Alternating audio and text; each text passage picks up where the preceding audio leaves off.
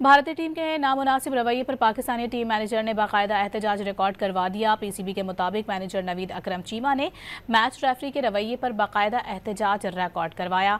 ये भी कहा गया कि भारतीय खिलाड़ियों का हाथ न मिलाना स्पोर्ट्समैन स्पिरिट के खिलाफ है।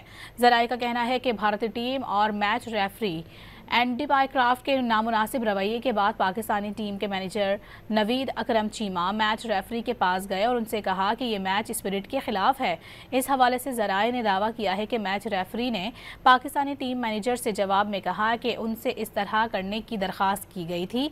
कप्तान सलमान अली आगा ने भी भारतीय रवैये के खिलाफ इख्तितामी तकरीब में एहतजाजन शिरकत नहीं की। इस हवाले से जराये ने दावा किया है कि इख्तितामी तकरीब में ना जाने की वजह ये थी कि ये तकरीब के प्रेजेंटेटर का ताल्लुक भारत से था।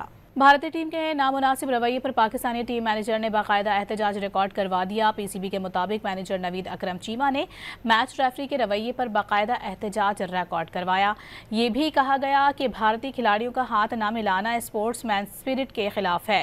जराये का कहना है कि भारतीय टीम और मैच रेफरी एंडी बायक्राफ्ट के नामुनासिब रवैये के बाद पाकिस्तानी टीम के मैनेजर नवीद अकरम चीमा मैच रेफरी के पास गए और उनसे कहा कि ये मैच स्पिरिट के खिलाफ है।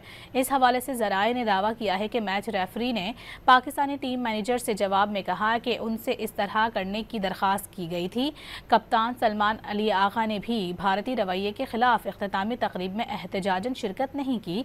इस हवाले से जराये ने दावा किया है कि इख्तितामी तकरीब में ना जाने की वजह ये थी कि ये तकरीब के प्रेजेंटेटर का ताल्लुक भारत से था।